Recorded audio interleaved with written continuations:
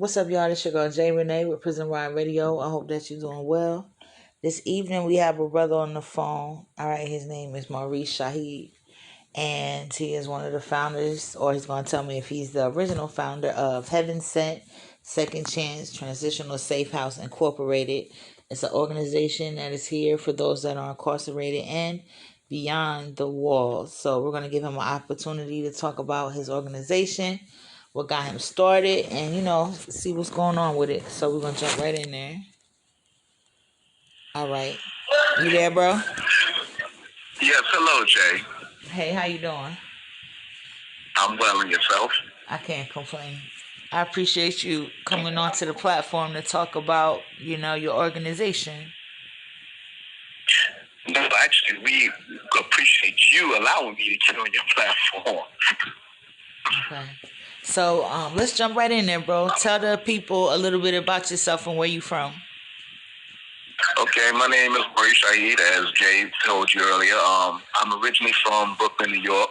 Currently, I'm incarcerated in Georgia Correctional Department, serving a life sentence.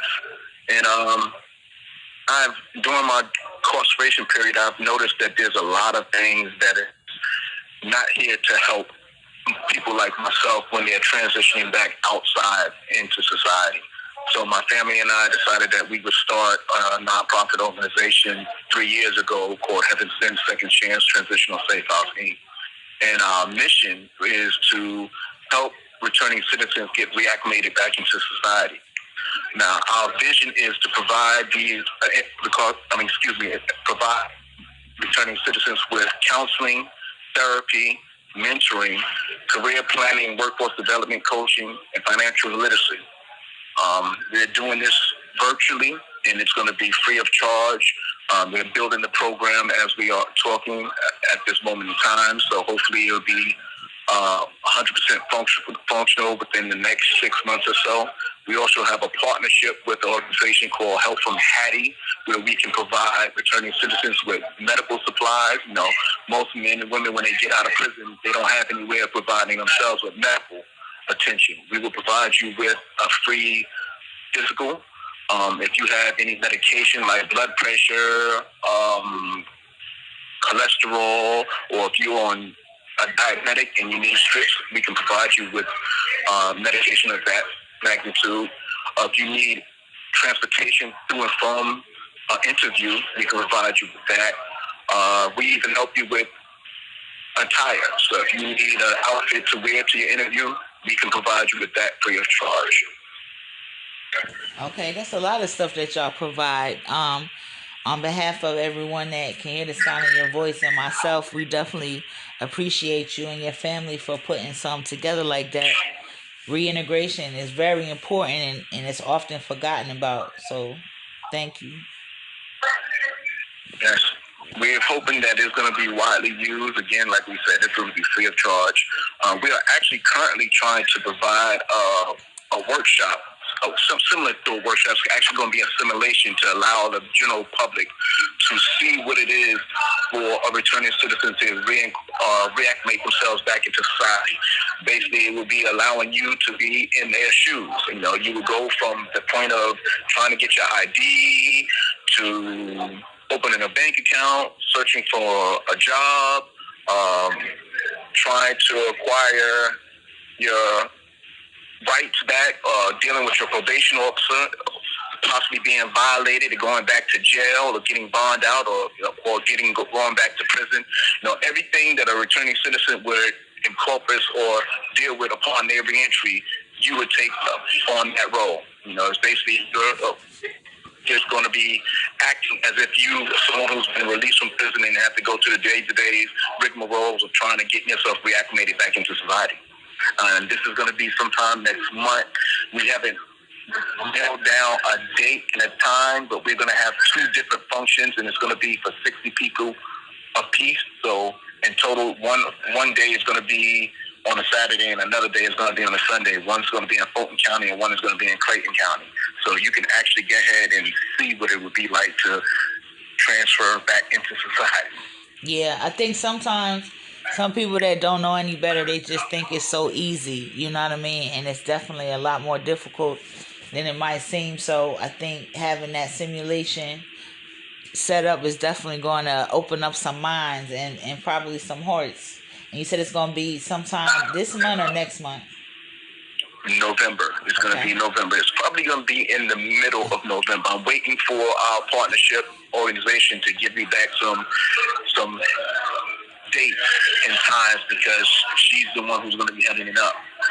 Okay. All right. So, you said that y'all have been in effect for 3 years. So what are some of the things that y'all have been able to accomplish since y'all been established? Well, I mean, that's one of the high points of how the building this organization. As a nonprofit, everyone thinks that there's a whole lot of funding out there for you and you can just jump in. Money is just thrown to you. Right. The basic setup of the organization has been the past 3 years, just the groundwork, getting it to be established and the IRS as a 501c3. And I don't know if many people understand what that means. It just means simply that anyone who donates to us, they are able to get a tax break during tax season, and that we don't pay any federal taxes, but we still are obligated to pay state taxes and things like that. And being that Georgia does not give you an exempt status, we still have to pay for everything in the state. So we don't get an exemption when we go to buy things. So everything has basically been coming out of the board in myself pockets to try to keep the organization up and running. Setting up the website, setting up the social media, trying to find grants, which is not as easy as I thought it would have been. Finding partnerships, and that in itself has been a long thing. So we were very grateful for Shawnee's Taylor to partner with us with help from Hattie. So if you guys want to take a minute to check them out as well, they are doing some outstanding things and allowing us to do some outstanding things. We are partnering with them to try to open up a program called Release, where we're going to go back into the prison as a pilot program to help 50 women and 50 men from post to release to getting out of prison. Basically helping them to understand what it's going to take for them to get back out into society and succeed. We're going to go into the prisons and mentor them. We're going to go into prisons and help them understand technology, because that's the biggest thing. For a person like myself, I've served 23 years. To get back out into society now, to have to go up to a kiosk to order my McDonald's, that might be challenging for some folks. Right.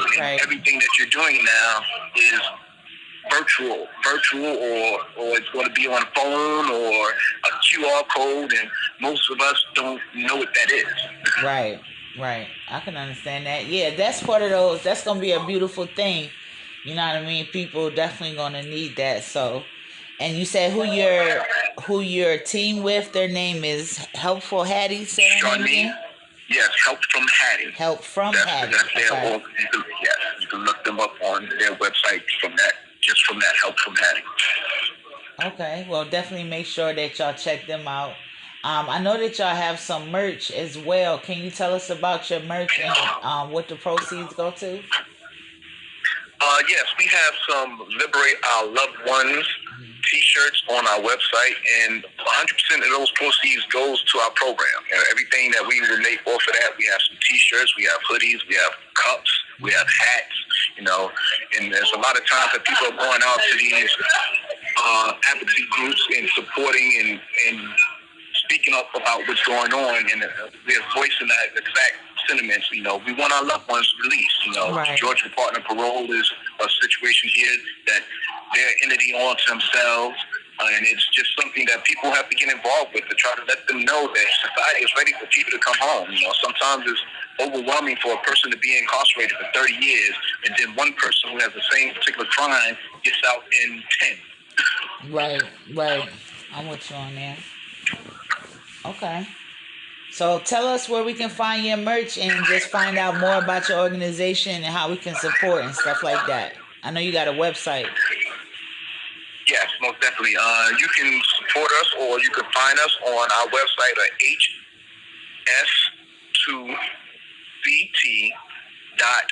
hs2ct.org. That's again is hs2ct.org. And from that website, you can find out what we're doing. You can also get on with our merchandise, you can find our social media page and follow us from there. We're on Instagram, we're on Twitter, we're on LinkedIn, we're on Facebook. So you can follow us there. You can also donate on our platform if you would like to volunteer. There's an actual part there where you can volunteer with our organization. We're always looking for new young minds to help us create content, to reach out for fundraising, and volunteer administrative work, like this new upcoming event that we're about to have next month. We would like to have volunteers for that. We need at least 20 people to help us run the tables. And of course, we need at least 60 people to participate for each event. Okay, for sure, bro. I'm gonna make sure that I link all your information in the description, so y'all make sure y'all check out the description for this information that you hear as well.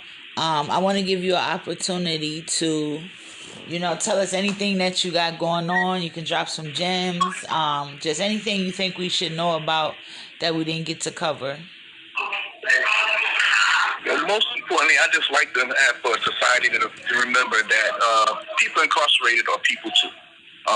We are just people who've made mistakes, made wrong choices, and we would like to have a second chance in life. Everyone is entitled to a second chance, and most people forget that. Most people don't understand the struggles that is incorporated in being incarcerated until a family member or themselves are placed in this position. And it's sad. People just seem, that old adage, out of sight, out of mind. And that's happened a lot. I've just happened to be blessed with a family that supports me and has been 100% with me for my whole duration of my incarceration. And again, I've been incarcerated for 23 years and going. So be mindful of when you're dealing with a person who is incarcerated. Everyone is not bad. There are many men and women incarcerated that are good people, and they just made a problem. They made a bad decision. And don't forget that anytime any one of you out there in society make a bad decision, you may end up incarcerated. So if we're not keeping up with our laws and lobbying to get things changed, it may affect you or your loved one day.